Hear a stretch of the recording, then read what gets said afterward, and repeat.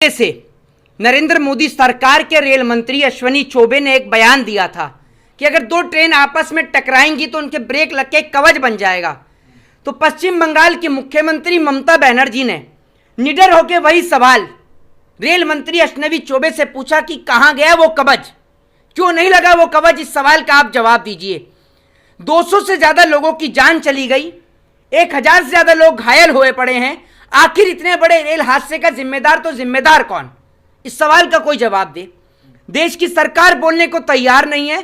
कुछ देश की गोदी मीडिया जो नरेंद्र मोदी जी को अपना आका समझती है, उनके हुक्म की गुलाम हो चुकी है। और कुछ so called media scholar, social media वाले जो इस देश के अंदर हर एक चीज को हिंदू मुसलमान से जोड़ने का प्रयास करते हैं, हर एक चीज को सांप्रदायिक रंग देने का प्रयास करते हैं, उनको हम क्या कहें? उनके लिए तो हमारे पास कोई शब्द नहीं है।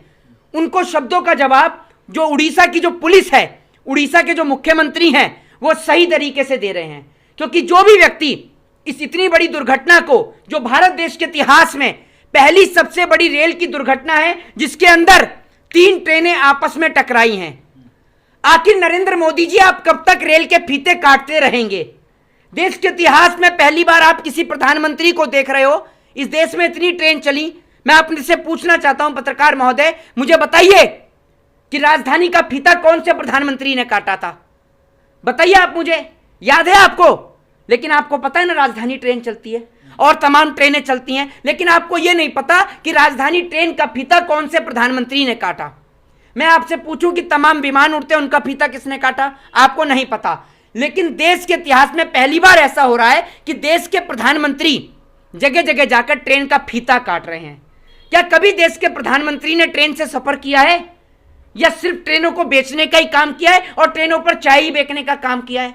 मैं पूछना चाहता हूं प्रधानमंत्री नरेंद्र मोदी जी से कि 200 से ज्यादा लोगों की जान चली गई, 1000 से ज्यादा लोग घायल हो गए, आखिर मौत का जिम्मेदार कौन? बताइए ना आप मुझे। एक वक्त रेल हादसा होता है, लाल बहादुर शास्त्री इस्तीफा दे देते हैं। एक वक्त में रेल हादसा होता है, नीतीश कुमार इस्तीफा दे देते हैं। आज इतनी बड़ी रेल दुर्घटना हुई है, क्या रेल मंत्री अश्विनी वैष्णव इस्तीफा देंगे? ट्विटर पे तो ट्रेंड चलाया जा रहा है, सपोर्ट अश्विनी वैष्णव। किस बात का सपोर्ट?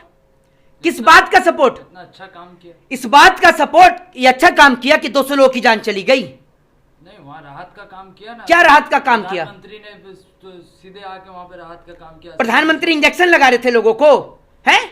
क्या कर रहे थे प्रधानमंत्री? प्रधानमंत्री लोगों को पानी पिला रहे थे। प्रधानमंत्री और उनके नेता तस्वीरें खिंचवाने आए थे, तस्वीरें खिंच गई, हो गया काम। समझे आप? किस लिए आए थे प्रधानमंत्री? क्या किया प्रधानमंत्री ने? वो कब तक आएंगे? वो रिजल्ट किसकी वजह से इतनी बड़ी रेल दुर्घटना हुई, जरा बताइए। गोदी मीडिया तो दिखा रहा है कि तृणमूल कांग्रेस की वजह से वो रेल दुर्घटना हुई है। वाह, ये तो नहीं कहा ना कि नेहरू जी की वजह से हुई है, वरना अक्सर हर जिम्मेदारी में तो नेहरू जी जिम्मेदार होते हैं। ये पहली बार चलो तृणमूल कांग्रेस को कहा। तृणमूल कांग्रेस की नेत्री जो है वो ममता बनर्जी मुख्यमंत्री जो हैं, वो तुरंत वहां पहुंचने का काम करती हैं।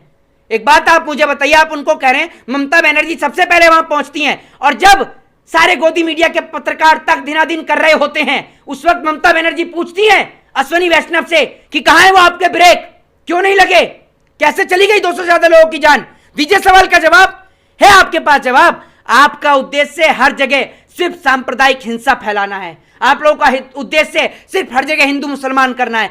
आप देखिए वहां पर कितने हीरोज थे जो लोगों की जान बचाने के लिए सामने आए, जिन्होंने जाति धर्म मजहब को नहीं देखा, उन्होंने सिर्फ लोगों की जान बचाने का काम किया। उन्होंने ये नहीं देखा कि हम जिसकी जान बचा रहे हैं वो हिंदू है, मुस्लिम है, सिख है या ईसाई है। उन्होंने बस लोगों की राहत का काम किया। जो काम देश की सरकार का होना चाहिए वो काम इस देश के अंदर लोगों ने किया, जिन्होंने इंसानियत की बात करी, जिन्होंने मानवता की बात करी और जिन्होंने लोगों की जान बचाने का काम किया। रवैये को आप कैसे देखते हैं कि अगर यही दुर्घटना किसी विपक्षी पार्टी के राज में हो जाती और अगर यूपीए सरकार होता तो अभी तक तो इस्तीफा की मांग शुरू हो गई होती। इस्तीफे की मांग?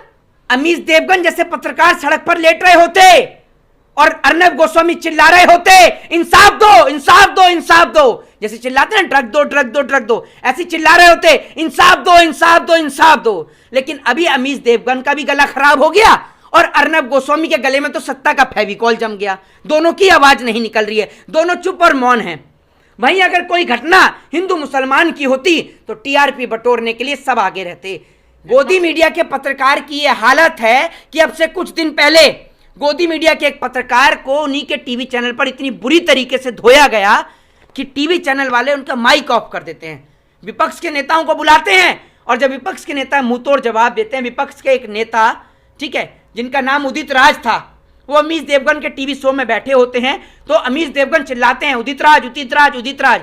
फिर उदित राज उन्हें जवाब देते हैं कि मैं आपके घर का नौकर थोड़ी हूं और आप हैं क्या, आप तो दलाल पत्रकार हैं।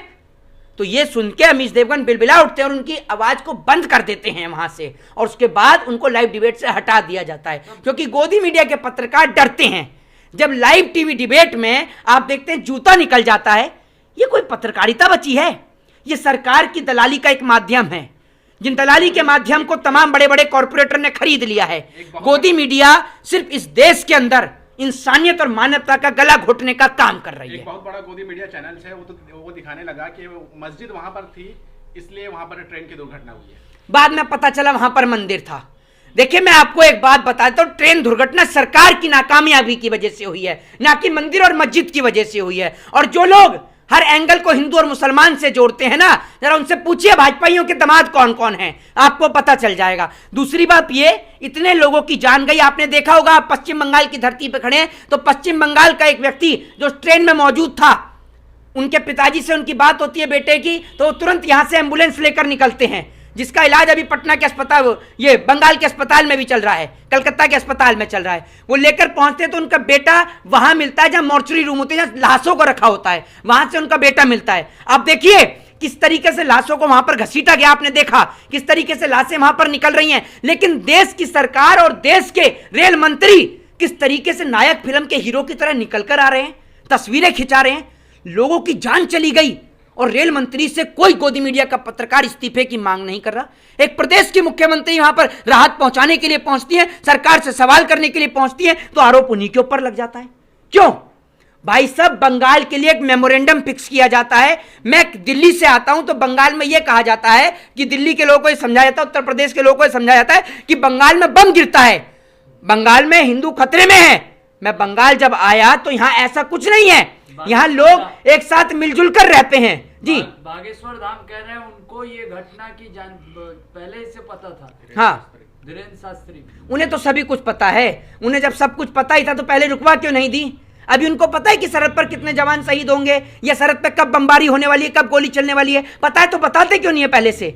बताइए ना आप मुझे, क्यों नहीं बताते? देश के लोगों की जान गंवाने का इंतजार कर रहे हैं आप ऐसे लोगों की बात करेंगे? आप अपनी भविष्यवाणी करवा लीजिए ना, आप वहां पर जाकर क्यों नहीं करवाते आप भविष्यवाणी? हिंदू राष्ट्र बनाना चाह रहे हैं। हिंदू राष्ट्र कैसे बनाएंगे? कैसे बनाएंगे हिंदू राष्ट्र? बताइए ना आप मुझे। जो बीजेपी के नेता हैं वो नहीं है, मुसलमान दामाद पकड़ पकड़ के लाए हैं। ये शाहनवाज हुसैन किसकी पार्टी का नेता है? जरा इस सवाल का जवाब दीजिए। सबसे ज्यादा रक्त हिंदुओं का बह रहा है और आप कह रहे हो हिंदू राष्ट्र बनाएंगे। हिंदू बहन बेटियों को इंसाफ नहीं मिल रहा, उनकी इज्जत और आबरू लूट रही है, हिंदू राष्ट्र बनाएंगे। वो जो पहलवान बेटियां धरना दे रही थी, मुसलमान की बेटी थी वो, है? कैसे बनाएंगे हिंदू राष्ट्र? ऐसे बनाएंगे? आए दिन बहन बेटियों की इज्जत आबरू लूट रही है। कुलदीप सिंह सेंगर ने जिस बेटी की इज्जत लूट, देश की बेटियों को अगर बचाने की जरूरत है तो भाजपाई नेताओं से है। जी, रेलवे मिनिस्टर तो जाके राहत का काम कर रहे हैं, फिर भी क्यों इस्तीफा? हाँ, रेलवे मिनिस्टर ही तो सबका इलाज कर रहे थे।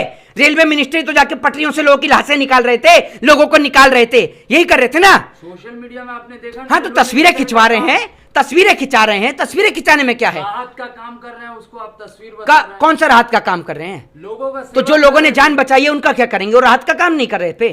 कौन सा राहत का काम किया है? तो अभी एक बात आप मुझे बताइए, जो लोग अस्पताल के अंदर, जो एक मिनट सुनिए, जो अस्पताल में जो लोग एडमिट थे, 1000 से ज्यादा जो लोग घायल थे, वो ठीक हो गए। अब क्यों नहीं जा रहे रेल मंत्री? जाए ना, देखें उनका स्वास्थ्य कैसा है। आप गम में कम से कम जहर उगलना कम कीजिए। आहा, हम जहर उगल रहे हैं, लोगों की जान चली गई, हम जहर उगल रहे हैं। आप क्या कर रहे हैं? हम चाहते हैं इस देश के अंदर लोगों की जो आने जाने का जो माध्यम है वो रेलवे है।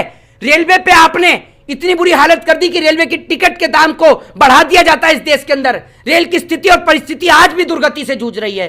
रेलवे के अंदर जो आम इंसान सफर करता था, मैं आपसे पूछना चाहता हूं कि क्या वंदे भारत ट्रेन का किराया इस देश का आम मजदूर उठा सकता है? आपके पास जवाब? गोदी मीडिया तो ये भी दिखा रहा है कि वहाँ के जो स्टेशन मास्टर थे वो मुस्लिम थे, इस वजह से जो है दुर्घटना हुई है। भाई साहब, गोदी मीडिया तो कुछ भी दिखा सकता है। गोदी मीडिया नरेंद्र मोदी को अपना आका मानता है। गोदी मीडिया तो यह भी कह सकता है कि लोग सफर क्यों कर रहे थे ट्रेन में, किस लिए सफर कर रहे थे। तो इसलिए आप गोदी मीडिया को ना सुने। जय हिंद, जय भारत, वंदे मातरम।